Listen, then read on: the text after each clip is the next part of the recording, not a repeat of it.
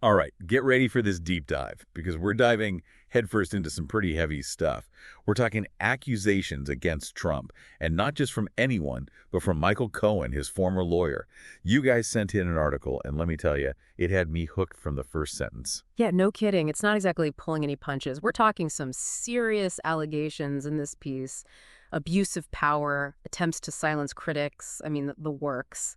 And the fact that it's Michael Cohen making these accusations, that's what makes it really interesting. Right, it's not just some random critic coming out of the woodwork. This is Michael Cohen we're talking about, Trump's former lawyer, the guy who actually did time for crimes related to Trump's campaign. And he comes right out and says Trump would jail critics if he gets back in the White House. He even throws in a Hitler comparison for good measure. Bold move? Yeah, let a loaded comparison for sure. And it definitely raises the stakes. I mean, Cohen's drawing a direct line between Trump's rhetoric and the actions of dictators who silenced anyone who disagreed with them.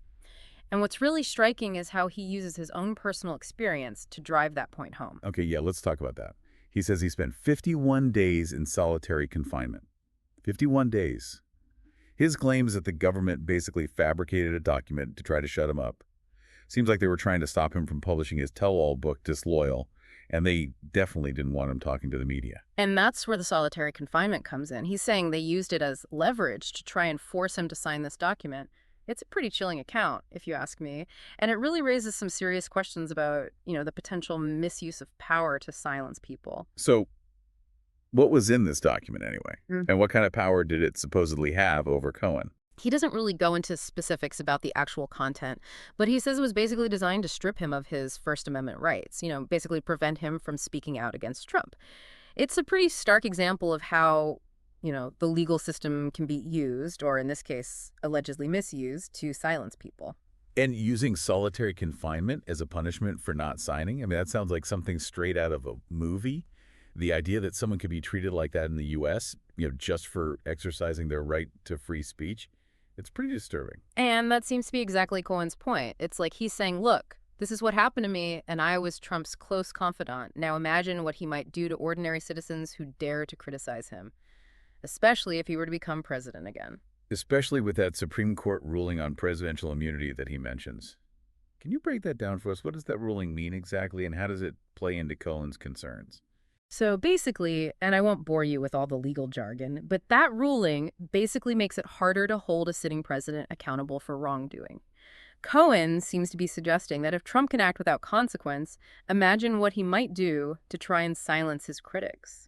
Wow. Okay, so he's painting a picture of a potential future where dissent is met with some pretty serious consequences. It's almost like he's issuing a warning, especially given that whole comparison he made between Trump's enemies within rhetoric and, well, McCarthyism and even Hitler. It's a very deliberate comparison, and he doesn't shy away from it. It's like he's drawing these parallels between the language Trump uses and, the historical playbook of authoritarian regimes that demonize their opponents. And by making these comparisons, he's really trying to get people to confront the seriousness of the situation. Like he's saying, look, this isn't just Trump being Trump. This has the potential to get really dangerous.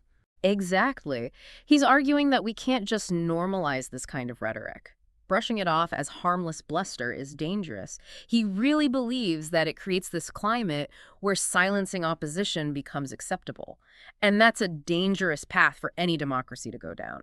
It really makes you think, he's saying this isn't just about one election or even about Trump himself, but about like the very idea of democracy and how fragile it really is. Right, exactly. He's basically suggesting that, if we tolerate attempts to silence people, even if we don't agree with what they're saying, it's like we're chipping away at the foundation of a free society. And he specifically calls out people who downplay or rationalize Trump's rhetoric. You know what I mean? He even uses this term sane washing. I've never heard that before. It's a pretty powerful term when you think about it. It's like, it's basically describing that thing where people try to minimize or explain away extreme statements or actions by attributing them to something more acceptable. In this case, Cohen's saying that some people are so gung-ho about Trump that they'll downplay or dismiss anything that challenges their view of him. So they're basically just making excuses for behavior that would be considered totally unacceptable in any other context? Yeah, exactly. And Cohen's argument is that this whole sane washing thing, it's dangerous because it allows this behavior to just continue unchecked. It makes you wonder, about the whole political climate these days. Are we so stuck in our own little bubbles that we're willing to overlook or even justify behavior that we would never accept otherwise? That's the million-dollar question, isn't it? And it really speaks to how important it is to, to think critically and to be willing to challenge our own biases. Love him or hate him. I think Cohen's story is a good reminder that power can be abused and that we all need to be vigilant about protecting democratic values. No doubt. It's a lot to process, though, right? I mean, on the one hand, you have these really serious accusations, abuse of power, threats to free speech. But then on the other hand, you have people dismissing those accusations as just being politically motivated or exaggerated. Yeah, it's easy to get lost in all the back and forth, all the accusations and denials. But I think Cohen's real message here is that we need to look beyond all that noise and focus on what's really important.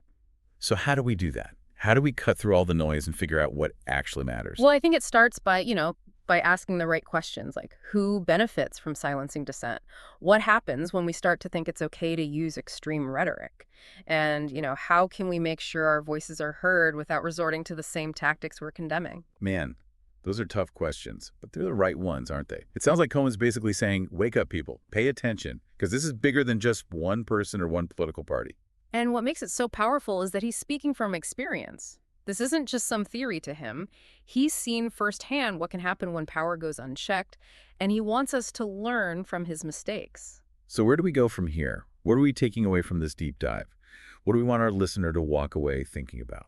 It feels like, I don't know, like we're at some kind of crossroads or something, right? Like, as a society, we have to decide what's important to us. Do we want to be a society that values open dialogue and debate, even if it's uncomfortable sometimes, or a society that tries to shut down anyone with a different viewpoint? And those are tough questions, but they're the kind of questions that every generation has to ask itself in some way.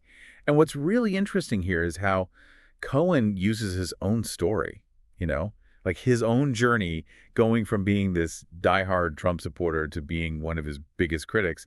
It's kind of like a cautionary tale. Yeah, like he's saying, look, I was on that side once, and this is what I learned.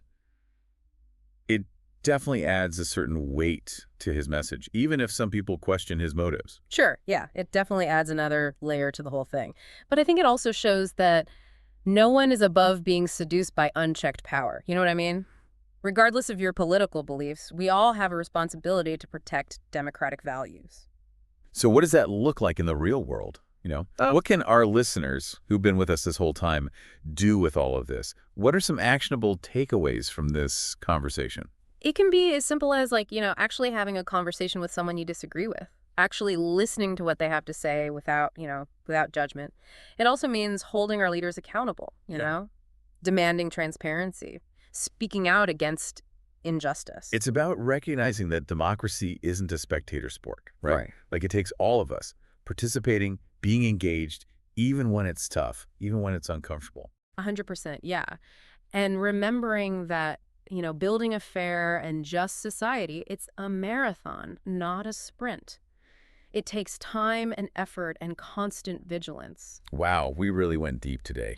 Started with some wild accusations, explored some pretty heavy themes like abuse of power and what it really means to live in a democracy. We even talked about our own roles in all of this. And that's the great thing about these deep dives, right? It's not just about, getting information dumped on you. It's about making connections, thinking critically, asking those tough questions, and hopefully, walking away feeling a little more motivated to engage with the world around you. Absolutely.